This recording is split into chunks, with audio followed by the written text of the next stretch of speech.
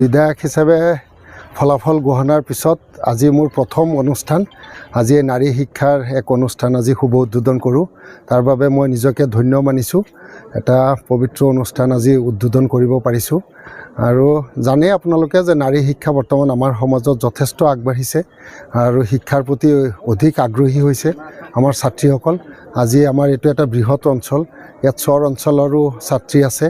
মই ভাবোঁ সিহঁতৰ বাবে এটা সুবিধা হৈছে ইয়াত, যিহেতু ইয়াত হোষ্টেলৰো ব্যৱস্থা আছে।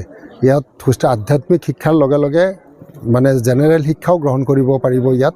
তেনে ক্ষেত্ৰত এটা সুবিধাজনক হৈছে আৰু এই অনুষ্ঠানটো আৰু আগলৈ আগুৱাই যাওক আৰু আমাৰো সদায় সহায় সহযোগ থাকিব। এই অনুষ্ঠানৰ প্ৰতি সদায় সুদৃষ্টি থাকিব আৰু মই বিচাৰিম যে নাৰী শিক্ষাৰ ক্ষেত্ৰতে হওক বা যদি কোনো মেধাৱী ছাত্ৰ ছাত্ৰী আছে আপোনালোকৰ এই অঞ্চলত বা আমাৰ সমষ্টিত, যদি অৰ্থৰ অভাৱত যদি শিক্ষাৰ ক্ষেত্ৰত বাধাৰ সন্মুখীন হৈছে, মই অনুৰোধ কৰিম যাতে সেইসকলে মোৰ লগত যোগাযোগ কৰে।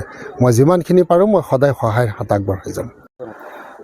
এইটো জামিয়া ৰাইহানা মডাৰ্ণ বানাত একাডেমি ডুমডুমীয়া। আৰু লোকেশ্যনটো হৈছে জাৰামাৰী আউলাবাৰী।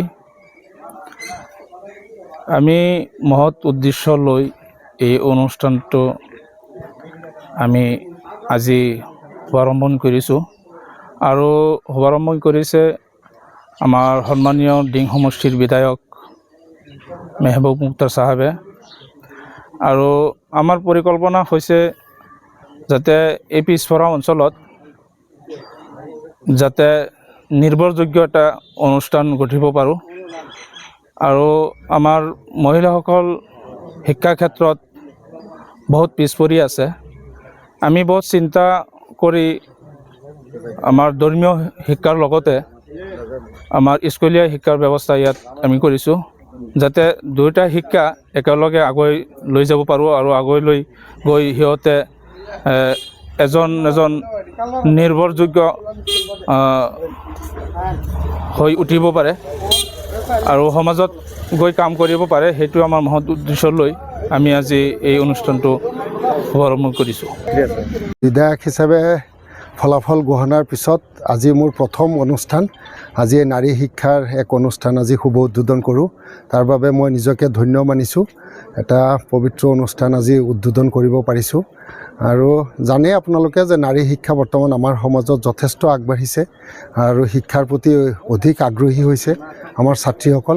আজি আমাৰ এইটো এটা বৃহৎ অঞ্চল, ইয়াত চৰ অঞ্চলৰো ছাত্ৰী আছে।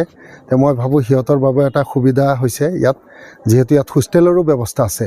ইয়াত আধ্যাত্মিক শিক্ষাৰ লগে লগে মানে জেনেৰেল শিক্ষাও গ্ৰহণ কৰিব পাৰিব ইয়াত।